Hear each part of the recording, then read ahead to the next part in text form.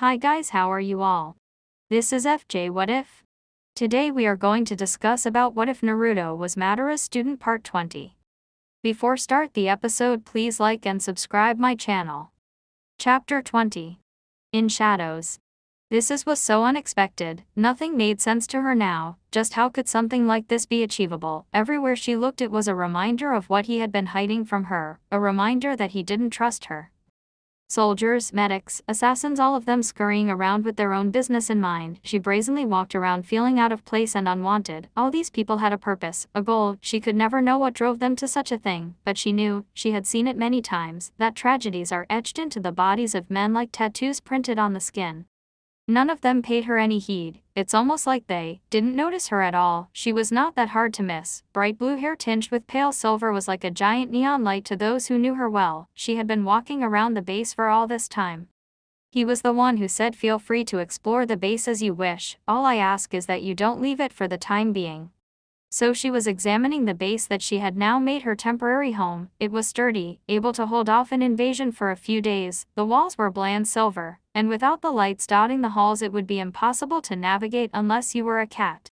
It had been 3 days since the death match at Huzukijo. Since she last saw him he had been off doing his own thing, directing his troops, managing supplies, the whatnots of a leader. She would be lying if she said that she wasn't worried for him. For the rare few times that she saw him, he wore a look on his face akin to a sick animal. She wanted to console him, be there as a friend for him. But would he let her? Everything around her reminded her that he didn't trust her. She hated it. She wanted answers as she was going to get them, even if he didn't want to talk to her.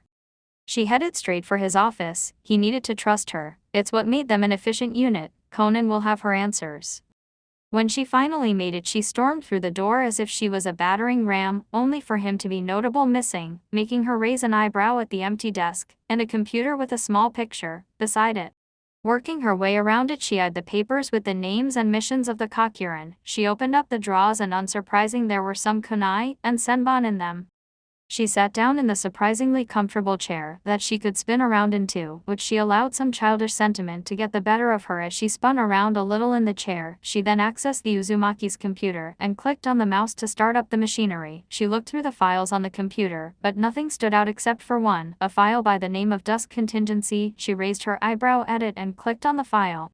Then a small box appeared on the screen with large words for password. She bit her lip at that and tried to delve into the mind of her partner to discern the word. She typed in Konoha, but that failed. She typed in Akatsuki, of course. That didn't work. She felt like banging her head on the desk for thinking that would work. This was her last attempt before she would give up. She doubted this would work, but if the writer had his way then it might work. She then typed in a word that would never be associated with the Naruto Uzumaki of today, Team 7, and in big words, access granted, before taking her to a bunch of audio files. "Enable new protocol," said the computer with Naruto's emotionless voice, which put off Conan because of its slight metallic ringing. Title: Dusk Contingency. Should any of the core members of the Akatsuki become rogue and threaten the existence of the Kakuren and the plan, I have set up protocols in place to handle each and every one of them should they become too much of a threat. The members of the Akatsuki are my comrades, yet I have no emotional attachment to them that could warrant hesitation. I have not come to care for the Akatsuki in any way other than a means to an end. Always I keep a watchful eye," said the computer with Naruto's voice, making something ache in Conan's heart. It sounded like she was more of a tool to him rather than a friend, or at least a trusted comrade. It felt something broke inside of her. Dusk Contingency, file code name, Masochist. Haiden is the most unstable member of the Akatsuki. He thrives on pain, and transforms it into pleasure. His so-called immortality allows him to suffer and survive wounds that may seem fatal. Certain protocols have been created to eliminate this threat. While he may be immortal, he still needs to control his body to be useful, therefore decapitation will in theory remove his ability to move, as the brain isn't connected to the rest of the body, will require testing. His foul mouth, however, leaves something to be desired, said the computer, and Conan could only listen and read the file on Haiden. She wondered, how much information did Naruto have on them? Dusk Contingency, file code name, Mask. Kakazu is the oldest and most experienced member of the Akatsuki, being one of the few shinobi to face the Shadaime Hokage and survive, something that most shinobi are incapable of doing, including my father who faced the Hokage. This experience and knowledge makes him a formidable opponent, allowing him to effectively plan and counter techniques from all sources. His unique array of jutsu including Jiangu, Earth Grudge Fear, allows him to perfectly control his techniques and not waste a single jutsu. Clone jutsu and counterbalancing would be most useful against him. My Sharingan has also revealed the fact that he possesses more than one heart, giving him durability beyond that of normal humans. Eliminating all the hearts will in theory kill him, will require further testing. This was all new to Konan, as she never knew Naruto could analyze a person just by looking at them and their techniques. It shows just how dangerous the man truly is. Dusk Contingency, file code name, Suicide Bomber. Deidara is unique as he possesses the explosion release Keki Genkai of Iwagakure, allowing him to turn clay and other substances as well as his own chakra into a bomb. From this he uses a special clay infused with his chakra, and he's able to mold that clay to suit various tasks from espionage, demolition and assassination. This gives him some of the most versatile techniques. However, Bakutan is notable for being weak to Reitan techniques. I theorize that since his chakra itself is explosive, Reitan techniques will be most effective. A technique that numbs his body and limits his movement will not only neutralize him, but also his Keki Genkai will require further testing. Konan was not just reading and listening to the files, but also learning from them. She knew that this will be crucial to eliminating her comrade should they betray the organization. Dusk Contingency, file code name, Red Sands. Sasori's greatest strength is not his mastery with puppets and poisons, but his sharp analytical mind and cunning rivaling my own. He uses his puppets to deadly efficiency as well as his multitude of weapons and his puppets to discover the weaknesses in his opponents. Sasori's mastery in puppetry has also negated the weakness of all puppeteers. Because of this, Sasori's greatest weakness is now one of his strengths. The most useful tactic is to watch his movements and using large but precise techniques to damage his body protected by his puppet, or a technique that limits the movement of his puppets, will require more testing to discern any other weakness, said the computer. And in the words, Konan could detect caution, as Sasori was not a person Naruto would face without a clear plan.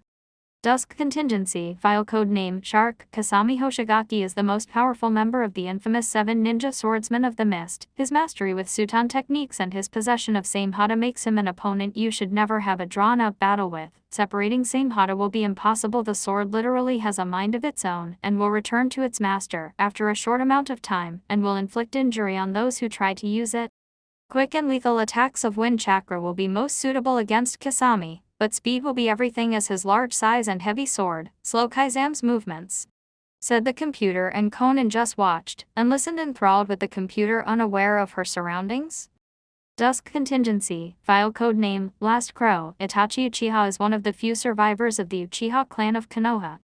His prowess with the Sharingan and his time in the Anbu Black Ops have molded Itachi into an emotionally suppressed weapon.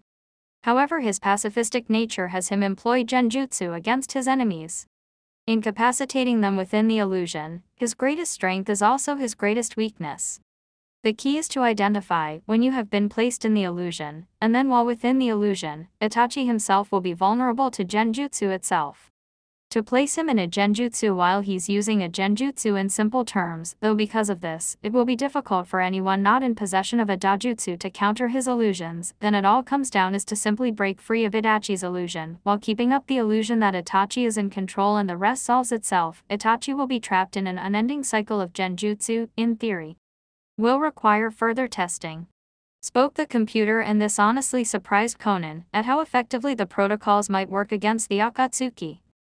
Dusk Contingency, file code name, False God. Nagato is in fact a relative, a survivor of the Uzumaki clan, such as myself. Because of our Senju descent, we are most suitable for becoming hosts for the Rinnegan.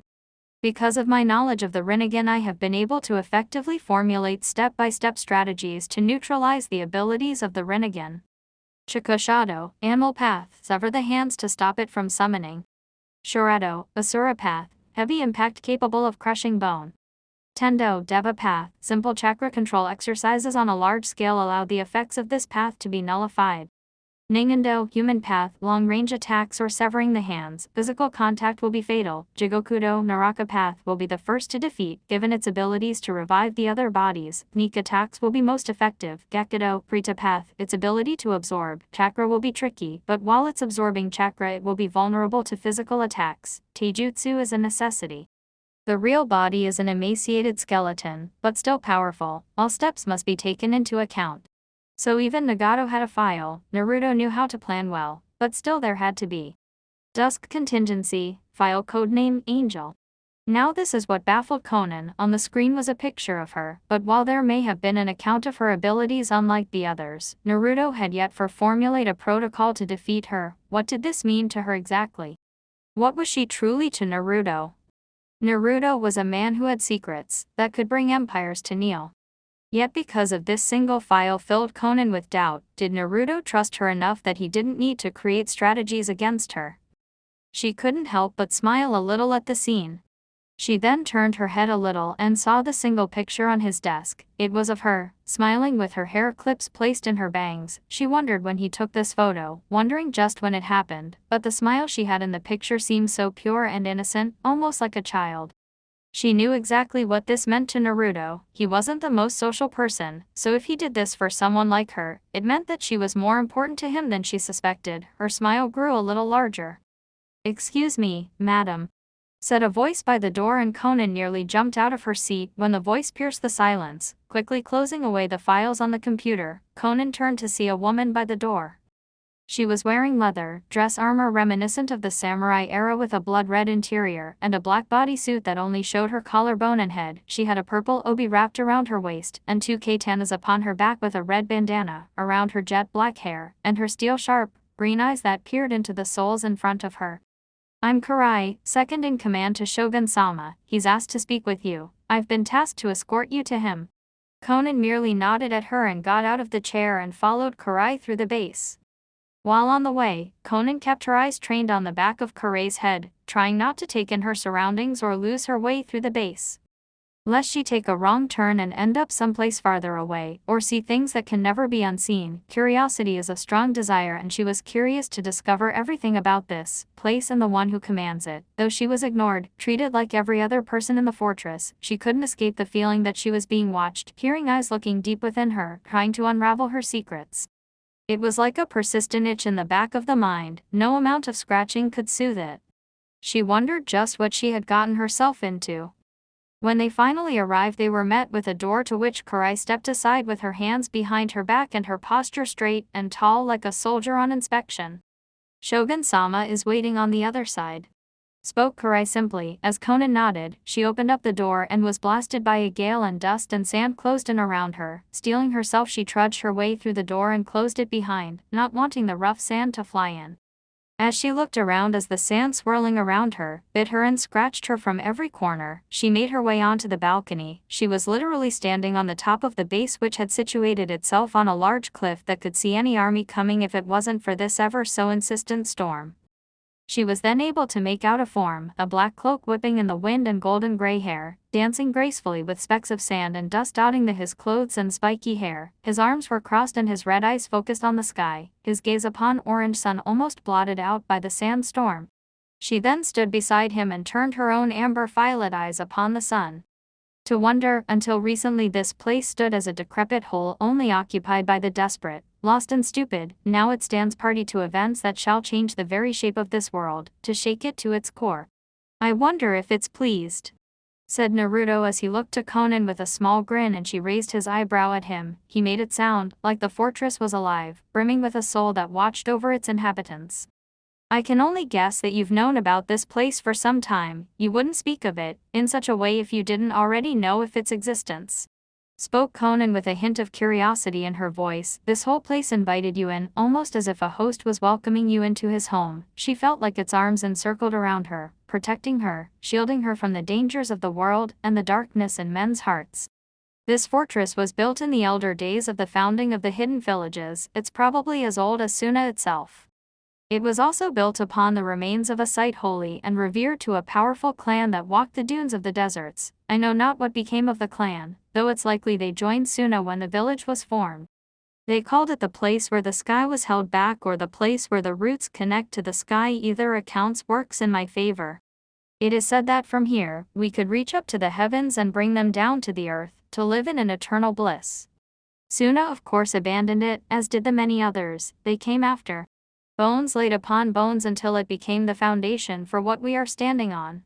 Silent until our arrival, said Naruto with a grin as he took in the sand, clouded air as he stood in the storm with his friend. He understood the worth of this fortress, just like the few who knew of its existence. It's cozy enough, but why would Suna just abandon it? Said Conan as she stared down onto the hard metal ground, trying to come up with some sort of explanation. The presence this place holds seeps into your being, and the small specks of sand too, which it lies upon. The fortress was fitted with some of the greatest protection, seals that very few today can replicate and even fewer to understand. Protecting it from darkness and decay and the silent coming of death from time. Those who let it fall to ruin did not appreciate or understand what they possessed. This fortress has a will of its own. It will defend us from an army for days on end. It can see those who do it harm before they see it themselves. It clouds itself with a shroud of sand and dust when it feels threatened. It gives us shelter and home when we need it most. I like to call this place Tsukade, Sky Shield. A lofty title, but it wears it well, said Naruto as he turned his body towards Conan with a small grin on his face.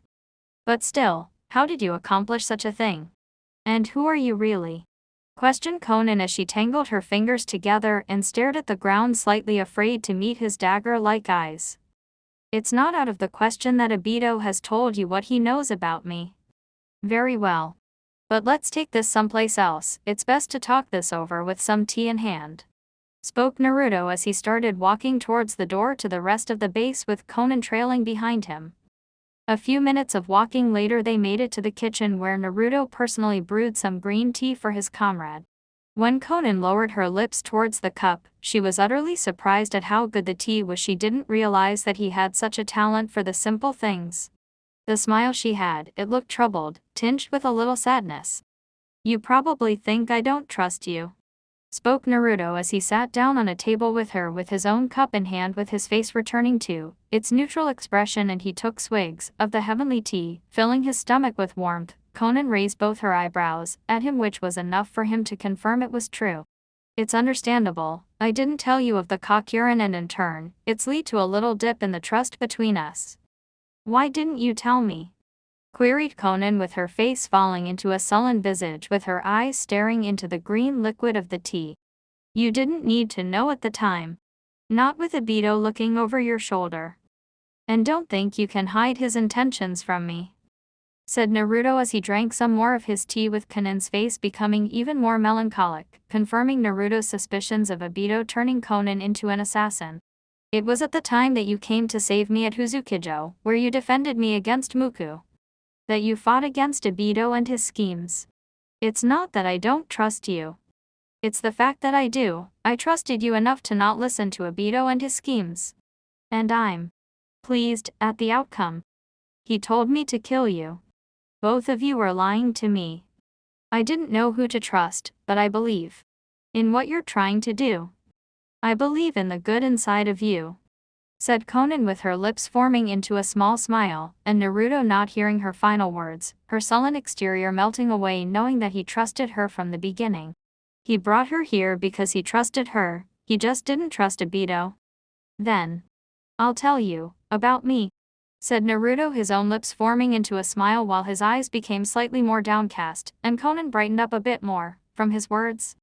My name is Naruto Uzumaki.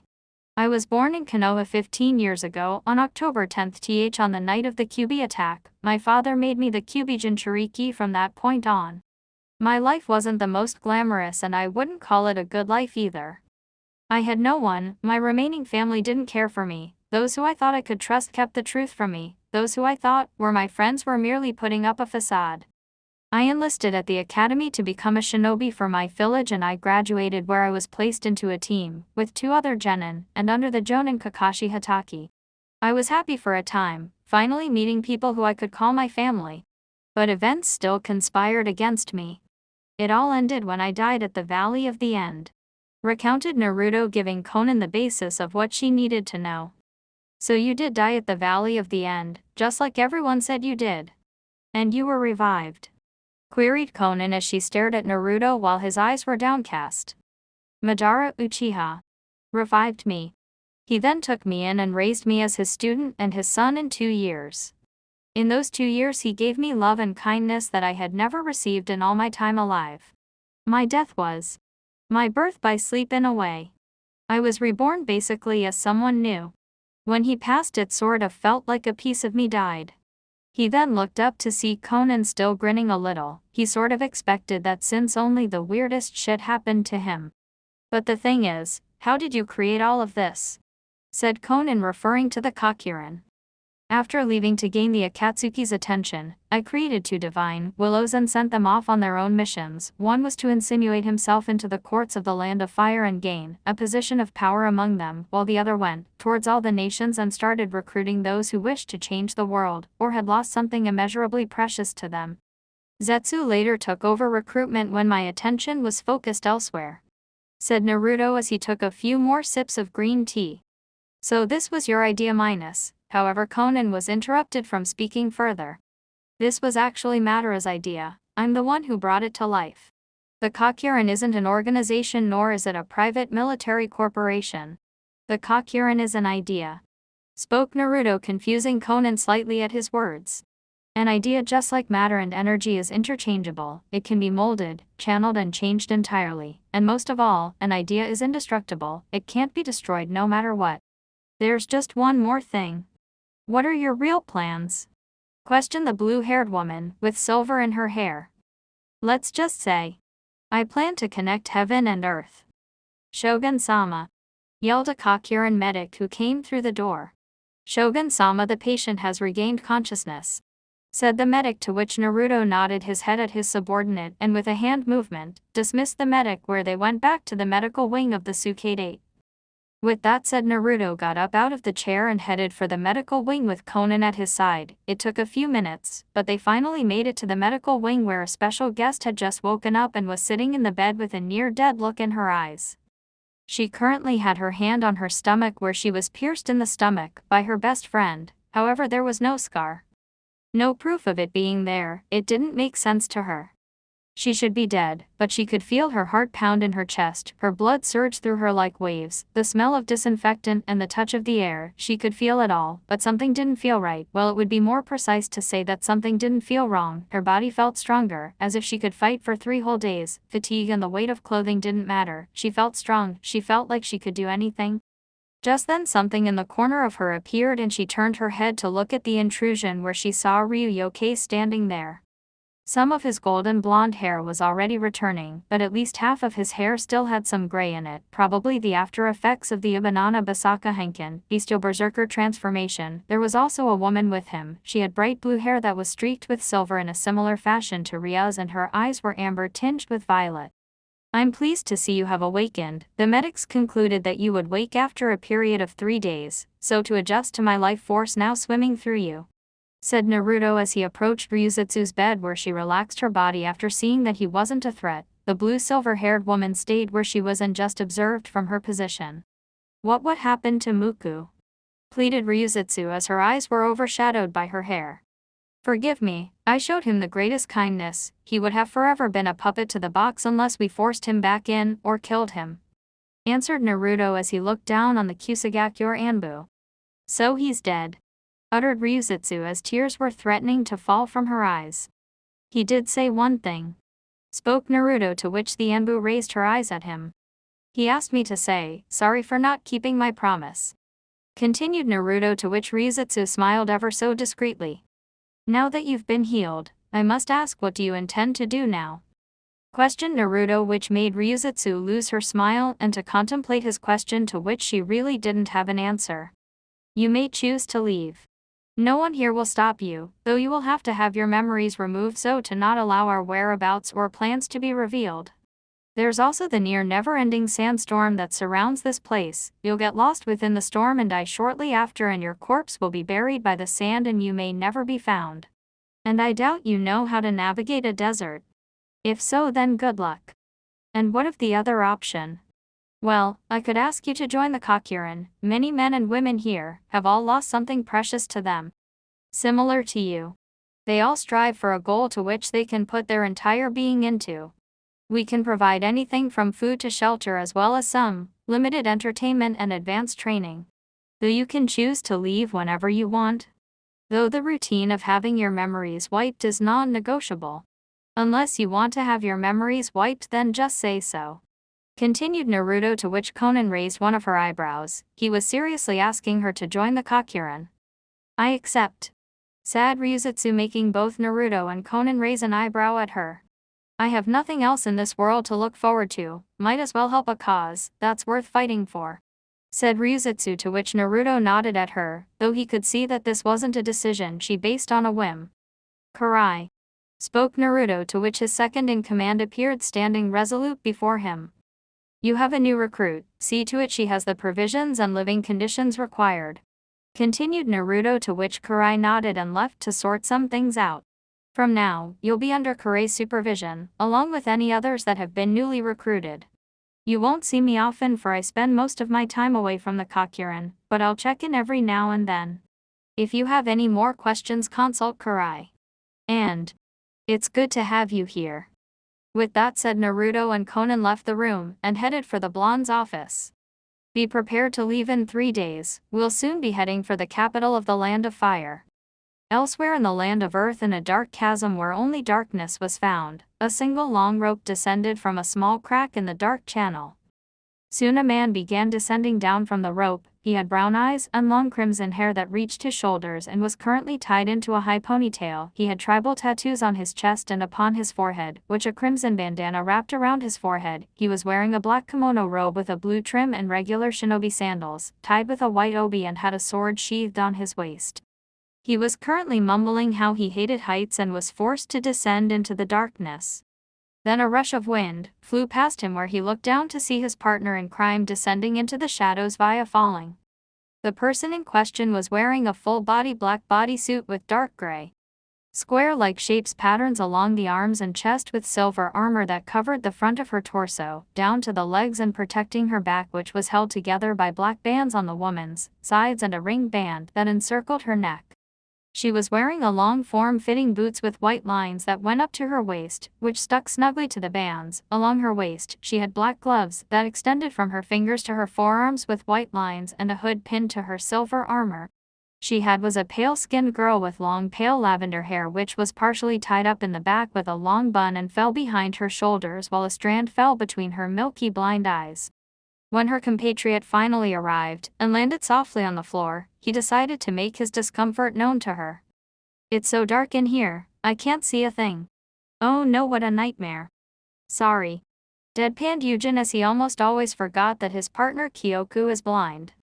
According to Naruto's journal, the Maber is supposed to be in here somewhere, said Kyoku into the darkness, where she slammed her foot on the ground and sent chakra shockwaves through the ground, giving her sonar reading of the place. I can see something deep within the chasm, though it's too far away to tell. Stay here, you might run into something or trip over a stone and break your neck. And you would just love, you wouldn't you? Asked Yujin sarcastically and with a pout, making Kyoku grin a little. She then walking into the darkness her sight, allowing her to avoid the stalagmites that might have skewered her.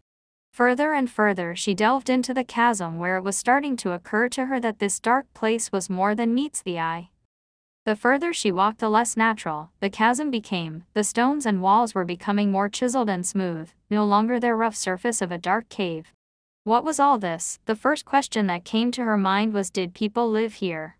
The more and more manufactured and cultured the chasm became, the more it started to seem possible. Finally, after what felt like an eternity, she approached what she could describe as a hollowed-out pyramid, where she rubbed her hand against it and could feel pictures and words carved into the stone. She could read every one of them perfectly from the text, well, more like a poem known as the Vision of Fire. The ones came, the will of this world shall come as is foretold. And the shinobi, children of the tree, shall rise to fight them. The shadows will part and the skies will open, the oceans will dry and wither, mountains shall topple and be broken, flowers will bud anew, dirt shall be as gold, deserts shall flow with water, clouds will fall from the sky, and eternal dusk and dawn, snow will thaw and rot, and heaven shall weep once more, everyone as they were, all will burn beneath the shadow of the sun. All will witness the rise of the dread wolf, everyone shall see, the prophet shall learn his lesson, the heart of war shall pulse, seeds of faith shall be sown upon the edge of night, the wolf will know all, as the world bows before it, the master of tricksters, the one who hunts alone, roamer of heaven and bringer of dreams and nightmares. But will they come to save, or to destroy? The hour of twilight falls. The only question that ran through Kyoku's mind was, why do all these things have to be insufferably vague over the important bits? Thought Kyoku, but then something signaled her naturally sharp ears, stones being moved. She then walked away from the text and began taking wary steps through the darkness. Further and further into the abyss, she went looking for the object she came for. She was getting so close, but she always had the feeling that she was being watched, followed, observed. Her silent trek through the chasm only heightened her senses, and she knew she wasn't truly alone. She then took out her sais and continued onwards, her weapons always ready at her side. Hearing the sounds of small stones being moved once again, where she stopped in her stride and flinched ever so softly. Craning her ears towards the source of the sound, she could sense the presence of a shadow looming over her. With her sight she detected the shadow that lunged at her, but she swiftly cut it down with her sides, blood and guts spilling over the ground. She then saw another shadow where she strafed behind it, creating a large slash that killed the next shadow. Where it landed with a thud, she could sense a few more coming towards her. But she was born in the dark, it was her home and her greatest weapon. Rushing forward, she jumped through the air and landed on another shade, breaking their neck with a swift motion of her feet. She then lunged forward again and stabbed one of her sais into the torso of another shadow, only detecting the presence of another with a kunai in hand. With ease and precision she pulled her sai out of her previous target and sliced off the hand of the shade where the kunai glided through the air before she plucked it from the void and stabbed into the shadow's head. She then could hear chuckling where she faced the source, but not only chuckling, the cracking of a cane. "I knew you would find your way here. Eventually," said an old voice where the person stepped into a small glimmer of light, revealing that to be Danzo Shimura, who had followed Kyoku along with his root agents. "Your foul presence defiles this place and the air, Danzo," snarled Kyoku as she fell into a stance ready to face her former master. "I have you to thank for that, Kyoku. I would never have found this place or Naruto's journal otherwise without your help. Now be a good girl and hand over the journal. I promise to take good care of it," said Danzo as he held out his hand with a smirk on his face while Kyoku scowled at him. "Go fuck yourself and your agents, old man. I'm sure you like it up the ass with all those sticks in there," said Kyoku with such foul language that made Danzo sneer at the girl before retracting his hand and glaring at the blind girl, which did little to nothing to frighten her. He then made a hand signal and the root agents hiding the darkness leapt out, formed their positions and encroached upon her position before she disappeared in a cold wind, leaving many of the agents stunned at her disappearance. Even Danzo was searching around himself looking for the girl. He then turned his gaze up towards the roof of the chasm, where he barely saw her silhouette hiding among the stalactites. "You have no Zencho to protect you now," yelled Kyoku as she jumped forward with her sais at the ready. Danzo only made hand seals and cast his jutsu. "Futon, de Tapa, wind release, great breakthrough," spoke Danzo within his mind as he held at his hand. A large gust of wind appeared and pushed Kyoku back against the roof of the cave where her body was nearly skewered from the sharp rocks. "This shall be your last act of defiance. I will retrieve the Maber and all things in this future shall be done for the good of Konoha," said Danzo with his face stone hard and cold. Kyoku mustered up what little strength she could and fought against the wind, where she soared through the air and sliced one of her sais near Danzo's face and in a tremendous act of speed pushed off and him black flipped through the air, landing heavily on the ground, cracking it underneath her feet. However, the only thing she was able to do against him was slice through the bandages of his right eye, where she gasped at seeing the Sharingan eye staring right at her. She then disappeared in a cold wind and reappeared on a small ledge, holding her apparently wounded arm. "Everything I do is for the good of Konoha. Not even you can understand," said Danzo before he and his soldiers began walking away looking for the Maber. "Dedication can be mistaken for zealotry, you will learn this in time," said Kyoku before she began retreating towards Yujin, knowing that they couldn't get to the Maber, not with all the root agents skulking about. Danzo meanwhile had made it to the main chamber where the key to controlling the Zencho was hidden, and in a small room on a pedestal was a hand holding onto a note. Danzo merely believed this to be some kind of test to find the Maber better. When he picked up the note and read it, he clenched his fist in anger and discarded it to the ground. Upon the note is said, "Ha, eat a dick, Danzo, you fell for it. I destroyed the Maber and broke your plans. See you in hell. Yours truly, Naruto Uzumaki. Peas, you suck." Duped by a child, this was a severe blow to Danzo either way. Kyoku escaped with Naruto's journal and Naruto himself destroyed the Maber somehow. The only thing left to do was to return to Konoha and wait, that's all he do. It had been 3 days since Ryuzutsu awoke in the medic wing of the Fukatate and both Naruto and Konan had left for the capital of the Land of Fire. They had business with an important someone who holds the fate of an entire nation in his hand. They were currently wearing their black cloaks that was able to hide their chakra from sensors and other persons with sensory abilities. Instead of having Naruto teleport them to the capital, immediately they decided to walk, enjoy the gift that nature had to offer. Luckily for them, their hair and eye color returned to normal. Naruto's eyes were now sapphire blue instead of amber, and his hair had lost all the steel gray. Konan was a similar case as her hair returned from silver back to its bright blue, and her eyes had the same shade of orange once again instead of violet. After effects of the Abanana Basaka Henkin. When they made it to the capital, they were immediately sieged from all sides by peasants and citizens heading for the royal palace where the new Daio would be crowned. They were able to blend in perfectly. Madara taught Naruto that the best place to strike from the shadows was within the crowd. "Do you know anything of this new Daio?" questioned Konan as she stayed close to Naruto's side, hoping not to lose him in the sea of bodies. "I know more of him than anyone else. Like him also happened to be a fan of Guru Lyama's poetry," said Naruto as they continued onward, ignoring the masses and staying intent on their journey. They waited past the people as if they were trees in a forest, strafing and dodging the ever-moving obstacles. They finally made it to the courtyard of the royal palace and they sat down near a fountain, waiting for the announcement of the new royal ruler of the Land of Fire. Suffice to say, if they had arrived in their Akatsuki robes, they may have started a panic, or the shinobi surrounding the area would be on them like flies on ointment. So they waited for the loud resounding of trumpets and the great speech from the Daio. Finally it had begun. Louder than thunder the trumpets echoed across the entire city. A man wearing a decorative kimono robe appeared, holding in his hand a scroll to which he would read from.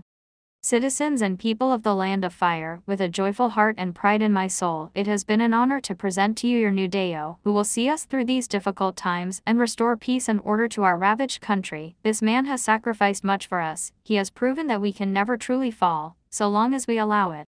Proud people of the Land of Fire, I present your new Daio. Inzi Husoku," yelled the announcer as the Inzi appeared from behind him with a smile and wearing the daimyo's funny. He then raised his metal, clasped hand and waved to the masses who cheered in response.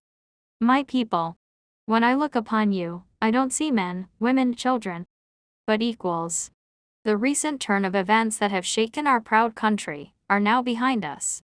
This is an age to rebuild and recover, to lick our wounds of the past and hope for a better tomorrow. We have all suffered. This is true, but if we cannot move on, we shall be as we have always been, fighting amongst each other. You are now free to choose your own path and carve your own destiny upon the paper that is history. Enjoy your lives. Live it to the fullest. Never regret your decisions and don't feel guilt for your mistakes. Because as your Daio, I swear that I will carry you all to a brighter future. A future to be proud of and one worthy of our scions," spoke Inzi with a tone that denounced his role, that denounced his position as a world leader to make the choices people cannot make for themselves. He will be the shepherd guiding his sheep. With that said, the people began marching out of the courtyard with pride in their hearts and smiles etched on their faces. Naruto and Konan made their way towards the palace, slipping past the guards with relative ease and making their way to the top of the large structure towards the office of the new Daio. They found the new Daio already tending to his duties as leader of the country. Naruto removed the hood obscuring his face and Konan did the same, knowing the man wasn't a threat. When Inzi finally took notice of them, he looked up with a neutral face and eyes slightly closed. Konan could immediately see the similarities in facial expression between him and Naruto, almost as if this man was devoid of emotion, such as himself. "Konan, allow me to introduce Inzi Husoku Daio of the Land of Fire," said Naruto, and Konan gave a courteous bow where she was now looking at the floor. "Take another look," said Naruto, making Konan raise her head, causing her eyes to widen and a gasp to almost escape her lips. No longer was a man sitting there with spiky caramel hair and brown eyes. Instead she saw Naruto's face instead, his golden hair falling over his face as his hat obscured most of his hair. "But how?" questioned the blue-haired woman. "I can explain that, Konan," said Inzi or Naruto, the man pretending to be Inzi in fact. After my father, Madara died, I knew that in order to move my operations unnoticed and receive funding, so to strengthen the Kakuren I knew I had to gain those two things from a position of power. I created this clone to establish a false identity, one that people could trust, depend on. I quickly insinuated myself into the courts as a humble and kind politician and eliminate any rivals in the game. So that's how Deo Naruto Uzumaki came to be, said the clone as he stared out across the village. I believed you should know. I could have hidden this secret longer from you, but I needed someone to depend should all my contingencies fail. But I also needed someone that Danzo and Obito considered an enemy. You were the best choice. So, you have the entire land of fire and Konoha under your thumb. As well as the people's love, of course, said Konan, regaining some of her composure from the revelation. Not only that, through this I can cripple Konoha by detracting funds so to keep the village from receiving missions, and thus their source of income, but such a drastic action and so soon after I took office will of course seem suspicious. Things need to run slowly and smoothly so to best destroy the thorns in our side, said the real Naruto as he looked at Konan. But there is something we can do. Now it was the clone's turn to speak. Many in the courts and among the nobility have grown inquisitive from my recent rise to power. I suspect that they will be investigating everything about me as well as spreading rumors to make the populace doubt my legislative power. With the recent peasant uprisings as well, everything occurring in the land of fire up till now have made begin questioning my origins, motivations and methods of accumulating power. Not only that, but I still have political rivals that even now still plot against me. It's best to pluck the weeds from their roots before they begin to spread, spoke the clone, slipping to his seat and his face returning to that of In's, caramel hair and brown eyes. The new Deo began signing off some documents while Naruto and Konan left respectively. And they were now standing atop a tall tower in the capital searching the city for their targets. Make it clean, quick. We need to be gone before they even notice they're dead. There's one right below us, said Naruto as he looked down and with his great vision could see on the fat nobles of the land munching on some donuts with glee. Good luck, said Naruto before Konan disappeared in a swarm of paper butterflies and flew away. Naruto, taking a bored breath, neared the edge of the tower and gracefully fell off as multiple white birds followed his example and quickly flew away. Naruto falling to the ground, the gravity of the earth pulling him down and the wind whipping his face, flipped in the air and pulled out the tanbaguri from within his robes and as a shadow slashed down the spine of the noble, where he widened his eyes and dropped the donut he was holding. Naruto then rolled backwards into a street and vanished into the crowds while the noble fell to the ground dead. The tanbaguri didn't even have blood on it.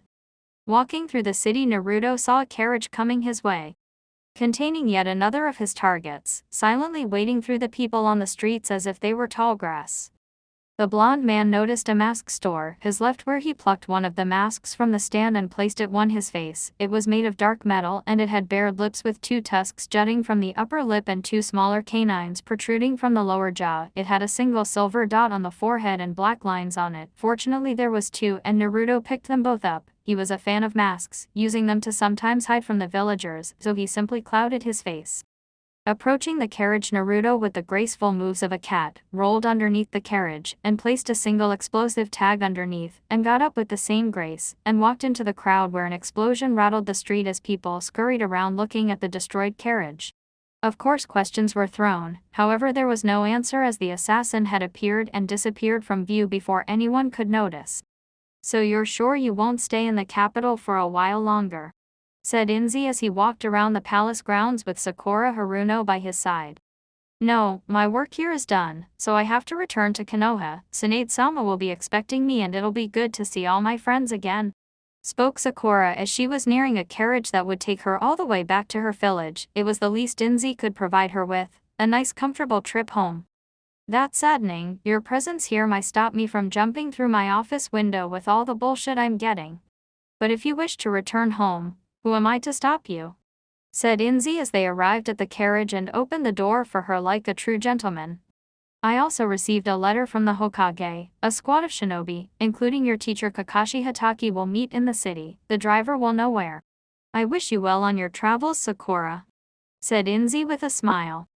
Don't jump out the window too early if I decide to visit. said Sakura with a small laugh, and soon she was off while Inzi lost his smile, and his eyes faded to that of the Sharingan. Since this was such a momentous day for the entire Land of Fire, people had decided to celebrate by dancing on the street, and which was further addled with alcohol. Many people of caste and classes were dancing to the beating tunes of the music playing upon the streets. One such politician enjoying too much and having too much sake to handle. Naruto walking through the people was approaching the man who would soon die at his hand.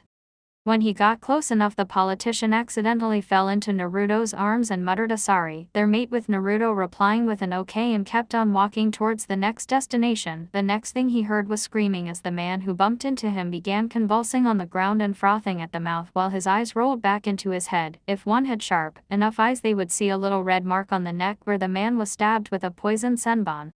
Elsewhere, another noble was drinking sake on the street, celebrating like everyone else, and upon his arm was a young disgruntled girl who was obviously not enjoying the man's company, as she made several attempts to break away from the grip on her shoulder. She didn't have to do anything else. The man suddenly had a kunai stabbed into his shoulder, and he fell to the ground with a thud. Before the girl could react, her arm was tugged on and found Naruto's had slipped around her shoulder. Both were walking away, as if it was natural, before Naruto swiftly ducked into an alley, leaving the bewildered girl out on the street. An hour passed and Naruto found himself in a local bar with a cup of sake in his hand and his new mask lying on the bench in front of him. One of his informants told him that a target of his would be walking into the bar soon, which of course for the target was the worst place to be at the moment. He was waiting, listening to the ticking hand of the clock and thinking about his current plans. He would need to visit one of his informants in the Land of Spring to get some information on Danzo and Root's movements. He would have to do so after he wraps up his business in the capital, but his thoughts ever so often traveled to his blue-haired partner, and he was of course wondering if she was okay. He was broken from his thoughts when a large, burly, dark-skinned man hugged his right shoulder and held a cup of sake up, and both made a toast in celebration before chugging down the alcohol and resuming his current thoughts. Just as he set the cup down, the doors were barged open by 3 samurai guards and the noble they were protecting. Quickly making their presence known, they shooed away any unsavory company and cleared one of the tables for their master. Naruto at that moment looked over his shoulder, just as the noble sat down, before looking over to the same dark-skinned man and made a slight movement, with his head giving him the signal while placing his new mask back on his face. The dark-skinned man, along with most people in the bar, were agents of the Kakuren. The same agent Naruto signaled to approach a table with a bottle of sake in hand and made toasts with every man at that table. He then slammed one of the men's heads onto the table and knocked him out, then backhanded another man as a brawl had just started and trustfully yelled a "come at me, bro." Naruto slid his cup of sake to a man across the bench who was another of his agents and slammed the cup into a samurai's helmet with enough force to knock him out. Another of the samurais was being thrown around the room where his helmet fell off, and an agent of Kakuren began stabbing his face with a fork. Naruto meanwhile was casually walking through the brawl without a care. A bottle of sake was soon thrown in the air, and would have smacked Naruto in the face had he not plucked from the air, ducked under the swing of a samurai's sword, and smashed it against his head, knocking him out. Naruto, one of the bar patrons who was not one of Naruto's agents, grabbed the back of his hooded cloak, but Naruto elbowed him in the face and broke his nose. Naruto then took out a kunai and stabbed it into the noble's neck and left the bar while the brawl ensued. Elsewhere, one of In's greatest rivals, Kenka, was clearly not enjoying himself. Wherever he went, he clearly got the feeling that he was being followed. When he looked over his shoulder, it was just that a person wearing a black demon mask and a black cloak was following behind him. He then ran with all the speed he had, while Naruto meanwhile was taking a stroll. Kenka didn't last long, because when he looked back of his shoulder he saw a kunai flying at his back, where it lodged itself into his spine, killing him. Sakura meanwhile was in her carriage, thinking about everything that had transpired over the weeks, from the riots, death threats, and Inzi, the biggest mystery. He was fun, jovial, righteous. He was what people needed and deserved. His rousing speech touched her every essence. She could believe in, have faith in Inzi. He was a good man with nothing but good inside of him, a white knight that people would gladly follow. "So heading back to Konoha?" said the driver with a small smile, trying to start up a conversation with the ambassador. Yeah, home would be quite nice at the moment. replied Sakura with a smile as she thought about her village. It had been quite a while since she saw Ino. They had much to talk and gossip about, and Ino would of course press for details. Any a family. Just parents, they've been worried sick for me. Though I think they're being overbearing. I know what you mean, my mother would worry over me as if I would die. From a paper cut. Good times. Is there anyone special waiting for you at home? Yeah. There is someone.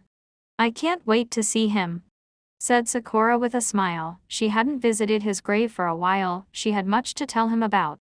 She then heard a thump on her carriage roof and raised her eyebrows at it. Just what could have made that sound? Then she heard a scream in front of as her driver was hoisted from his shoulder, thrown across the street and quickly run over by another carriage, panic and fear coming over her and the horses pulling her carriage. Sakura could only duck as a black blade pierced the roof of her carriage and almost stabbed her skull and continued to stab the roof repeatedly, aiming to kill her. Quickly taking control, she grabbed the reins of the horses, moving her carriage and forced them to halt to a stop where the sudden stop propelled her attacker off the carriage and onto the street, where he rolled across the ground for a brief moment before regaining his composure and scraping his hand across the leaving claw marks in the cement as he was crouched on the ground. Sakura could make out her attacker clear as day, looking straight at her as he remained, crouched on the ground with his hand prying itself from the hard cement. He wore black armored pants and clawed boots with a blue rope belt tied into a knot around his waist. He had black armor on his chest, along with black metal pieces of armor on his pectorals with and form-fitting leather on his chest, which did nothing to hide his figure as she could see the rippling muscles underneath. He had pronged metal shoulder pads and pronged black clawed gloves and pronged bracers with black metal pieces on his biceps. He had an ankle-length sleeveless coat, the edges were tails being tattered and frayed with bright red flame motifs on the tails, along with a hood that was now covering his hair and a long high collar with 3 silver magatama held by strings on the collar. He had currently wearing a black and silver demon mask with long tusks. The two had a staring contest, as the man who she believed was Ryuyoke's given his description. Sakura was overcome by fear at facing the man that killed Shinoan Lee and one of the strongest shinobi in the world. She couldn't contemplate her thoughts for longer as another carriage was coming in behind her and quickly turned and smashed its dies into her own mode of transportation. The forces was enough to completely topple Sakura's carriage, and Naruto with flawless skill jumped in the air and landed on top of Sakura, sliding carriage where the girl was being jostled around like a rag doll. Naruto then readied his Tanbagari and stabbed the carriage some more, hoping to at least wound the Konoha Kunoichi. Sakura in retaliation took out some kunai and threw them at Naruto, who jumped away onto his own carriage that had rammed into hers. Thinking fast on her feet, Sakura pushed against one of the doors of the carriage where it came off its hinges and flew off just as the carriage fell off a bridge it was traveling on. Naruto's carriage then came to a stop as multiple masked shinobi wearing simple black armor stormed out of the carriage and started throwing kunai at Sakura, who had taken cover behind a completely random carriage that was on the road. Naruto then whipped out a kunai and tied an explosive tag around the handle and threw it at Sakura, who evaded it by jumping off the bridge and landing with a thud. Naruto then approached the end of the bridge looking for his target, who had disappeared from view. Sakura meanwhile was hiding under the bridge, planning her next step. Sakura, deciding to fight fire with fire, took out an explosive tag she had on her. Thank God she was in her shinobi attire. Naruto, peering over the bridge, searched for his target. Sakura fortunately was able to see his shadow on the ground that was peering over the bridge. As he turned his head and started to sense for her chakra, Sakura took that moment to throw the tag onto his mask, which he tried scratching at to get off, before Sakura made a hand seal, and it blew up, forcing Naruto to the ground and dazing him for just a split second. Naruto, after suffering the explosion to his face, got up off the ground and pulled off a chunk off his mask, the top half from the bridge of his nose to his forehead that had suffered the brunt of the explosion. Some more of his hair fell between his eyes as he now had a noticeable glare. He then took out another kunai and wrapped an explosive tag around it and readied one of his jutsu. Then, looking over the bridge once more, he threw the kunai, where he used kunai cage bunshin no jutsu, kunai shadow clone technique, where the explosive kunai, multiple into dozens that pierced the ground, and set off explosions right up the street. Sakura was running home, desperately trying to avoid the chaos. When the explosion stopped, Sakura hid behind a stall, hoping her teacher Kakashi was able to see the rising anarchy. "She's mine," said Naruto as he jumped off the bridge and landed on his feet as he began searching for his prey. Kakashi meanwhile was enjoying the lush air and reading his smutty novel, the latest volume in the latest Icha series. When he heard explosions being set off a few streets away from him, his shinobi senses began tingling. He was assigned to make sure Sakura was to get back to Konoha safe, and as always when he took in a genin team, shit happens. He then ran towards the source and followed the screams, hoping that his student would be alright, as he had a feeling she was involved. When a group of samurai came running around a corner, Naruto quickly set them ablaze with a katan jutsu before resuming his search for the ambassador of Konoha. He casually walked among the stalls with the Tanbaguri at the ready, his senses sharp as he searched for her chakra. He could detect two signatures of the same nature, meaning that she had created a clone to fool his senses, not the worst way to keep an enemy's attention focused in multiple places so to catch him off guard, but he knew this tactic well. He just had to snuff out the one with some bait, the bait being himself.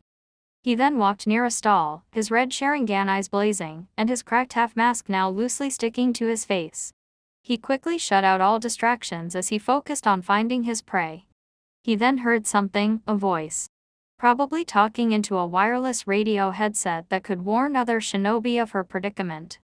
Crouching low to the ground, Naruto unsealed a small ball from his wrist seal and rolled it towards the location of the voice and waited for her to strike. When the ball stopped, it then exploded in a breath of fire. Before Naruto turned around, when he felt the other chakra signature attack, his plan worked, of course. Sakura quickly dashed out of cover, just as Ryu turned around to face. She was able to kick the Tanbaguri out of his hand, and she was hoping to grapple him and force him to the ground. But instead he grabbed her off him and slammed her on the ground where cracks appeared from her point of impact. He then tried punching her while she was on the ground, but she was barely able to dodge it, so he went for another punch but was met with the same result. He then grabbed her by her shirt and threw her over his shoulder where she crashed into another stall and she gave a yelp of pain. Naruto then picked up the Tanbaguri, but Sakura threw a seal at him where it landed on his right arm, shocking it and making it go numb.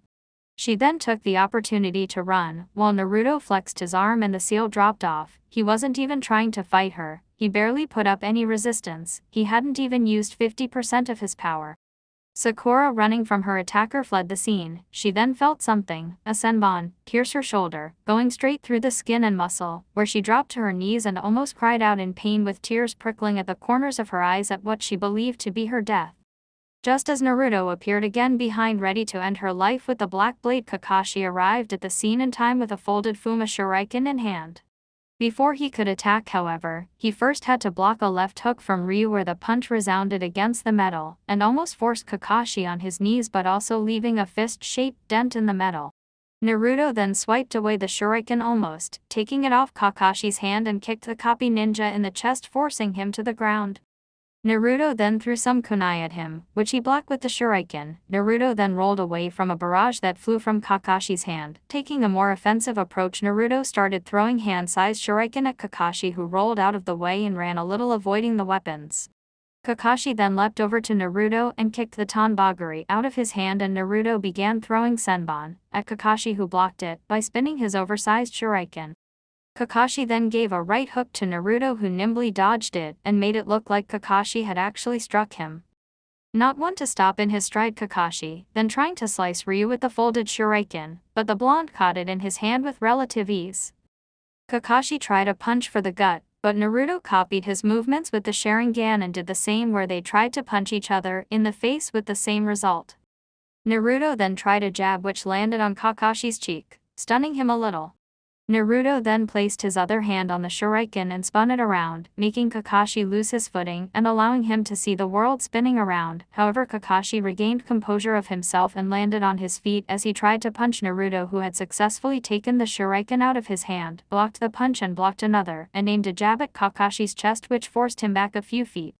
When Kakashi looked up, he could see why so many were hesitant to face this man. So it was true, Tsunade was right, this man was the so-called perfect shinobi. His skills and techniques were so advanced that Kakashi could only stall as the other team of Konoha shinobi in the area were on their way. Stealing himself, Kakashi ran at Naruto, who unfolded the shuriken, allowing its blades to be glimpsed by all, and threw it at Kakashi, who barely dodged it in time, as it almost skewered him. Then two met in a clash of fists, one trying to outdo the other. Kakashi aimed for 3 simultaneous jabs at Ryu, who blocked them all perfectly, and then saw a weakness in Kakashi's guard, where he kicked the older shinobi in the right rib, making him cough. Naruto then tried an axe kick, which Kakashi blocked, where it felt like his bones almost broke. However, Naruto retracted his foot, fell to the ground, landing on his hands and swept both of his feet under Kakashi's, making him lose his footing, and Naruto tried to stomp on his face, where a few cracks appeared in the ground. Kakashi, getting back onto his feet, readied himself into a stance. He jumped in the air and tried a double ace kick, which Naruto dodged easily, a few jabs to the face and an attempted kunai slash that appeared from his sleeve that just barely scratched the remnants of Naruto's mask. Naruto tried a left hook, but Kakashi swept one of his feet against one of Naruto's own, making him kneel to the ground. Naruto then took out some kunai from his wrist seal and threw them at Kakashi, who jumped back and avoided each kunai that flew at him.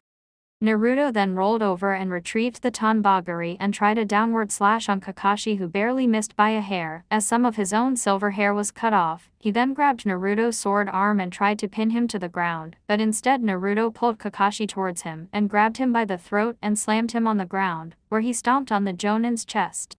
Kakashi then rolled away to catch a breath and went through seals for a jutsu. Reitan, Reiju Suiga, Lightning Release, Lightning Beast Tracking Fang, thought Kakashi as he prepared the jutsu and sent it flying towards Naruto with a lightning cord attached to Kakashi's hand. Naruto dodged the lightning wolf with skill and ran towards Kakashi, who decided to take and throw as many kunai as he possibly could at the blonde, charged with lightning of course. He then concentrated chakra into his left eye, where his main Hyo Sharingan pattern appeared, and used Kamui as some of the kunai were swallowed by what appeared to be a swirling black distortion in the space.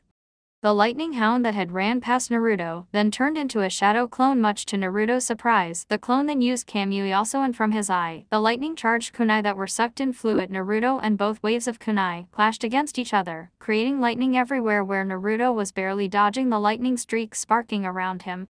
Then he felt Kakashi's chakra signature above him, ready to impale him with a Raikiri. Naruto in response channeled chakra into his left eye and used Kamiona Neo, Sutepu no Shinigami, Steps of the Death God, to slow down time around him and encase his body in shadow, and to escape from Kakashi's cunning trick.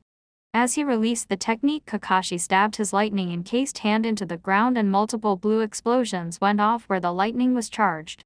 When the dust dissipated, Kakashi stared in shock at what happened. All he could see was a black streak, and then Ryuyoke's was gone. Kakashi couldn't think on it further as he was kicked away into a stall. Naruto happened to pick up a sharp metal rod on the ground and charged it with lightning chakra, where he threw it in the air and kicked it towards Kakashi, where it impaled him on the shoulder and numbed his entire body, where he was unable to move. "No more distractions," said Naruto as he walked away with the Tonbagari in hand after his true target. He didn't walk long when a recovered Sakura appeared and tried to punch him with her enhanced strength. To no avail as he dodged everyone, hoping to end it quickly. Naruto threw the Tonbagari, to which Sakura dodged just barely but received a cut on his shoulder. Naruto then took out a kunai and spun it in a reverse grip. Sakura tried to punch him again, to which Naruto redirected the shot and tried to stab her, which she blocked. He punched her in the chin and was able to get a slash on her side, making her yelp and little before delivering a roundhouse kick to the chest, which sent her crashing into a wall. She recovered soon and they resumed their scuffle. She tried to punch him again, but he redirected her blows, knowing exactly what would happen if he took one. He gave her 2 jabs and tried to slash her again, to which she blocked. Taijutsu was her best area of expertise after medical ninjutsu.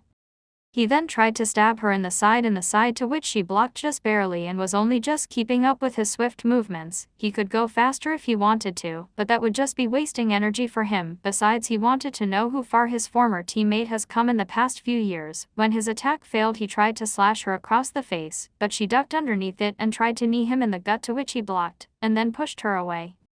He then aimed a punch, and when she blocked it, she didn't notice him slipping the knife to his other hand and stabbing her in the shoulder, to which she bit back a yell of pain, only for him to stab her again in the side, only for him to continue where he tried to stab her in the neck, but she blocked it at the last minute. He then pushed her away where she tumbled across the ground. He tried to slash her across the face and punch her at the same time, but she ducked underneath it where she saw an opening, punched him in the face where his mask took the damage, where it cracked.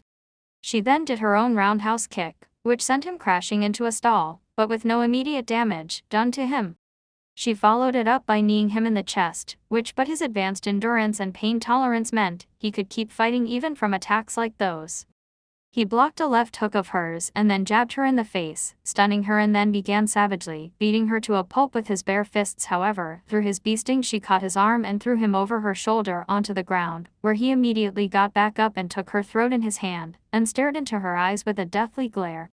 She then threw her away over a cart, which broke on her impact. Naruto then jumped over the cart and tried to crush her skull with his fist, to which she rolled away as his fist broke apart the ground as cracks appeared. She stood up, her body battered, bruised and bleeding, while Naruto barely had a scratch on him.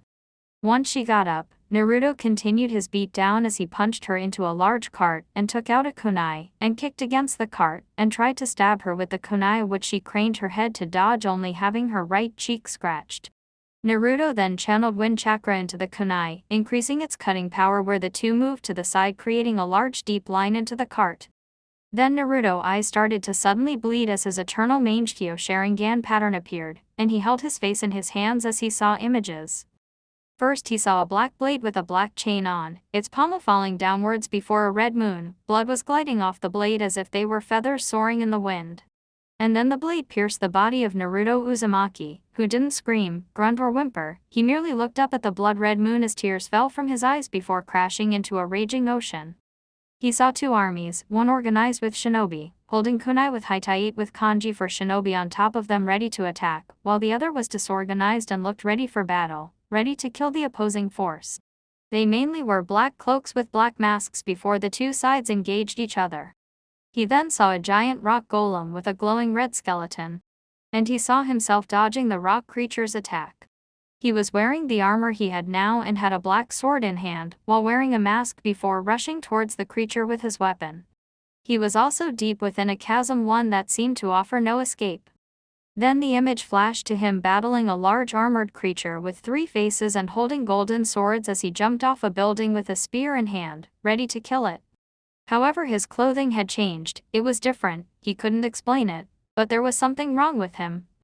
The next thing he saw was a man with corpses lumped together on his body. It was strange as blood and entrails fell off him and dropped to the floor. He was holding a spear and had it ready to face the putrid mass of flesh and muscle. He then opened a large door, where he saw people wearing robes and had blood. Red hair as sakura petals fell from the sky and the ground was dotted with the petals. The people seemed panicked, strange even, and there was an old man on a throne with a long beard surrounded by sentinels. The image flashed to scorched ground, and he saw a giant fox with 9 swooshing tails as bricks. Debris and dust fell from walls and destroyed buildings. It roared in response, and then the wind in the area picked up around it before running up a cliff to get away from him.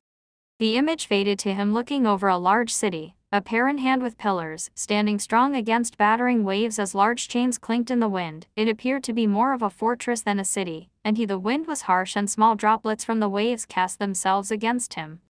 He then saw a burning house with him cradling a body in his hands. While crouched to the ground, there was mist in the air and a small lake behind him. But that was all he could see. The image finally faded at a snow-capped field. There was a person standing on the field. He couldn't make it out, but their person was tall and slender. The person was wearing white bell sleeves with a black top and blue cloth wrapped around their waist, and what appeared to be snowflakes drifting off her sleeves, and in their hand was a black blade untouched by blood. The next images moved to an autumn-faded forest, with orange-red leaves drifting in the wind and off the trees. Like before, there was also a person, but he could only make out small details. They were wearing a burgundy top with brownish-red gloves and boots, and red leaves were drifting off her back, and she was holding a spear, a graceful one that had seen its share of trials. The final images was of himself, holding the blade of the Tanbaguri in his hand as blood trickled from his fingers that were grasping the blade.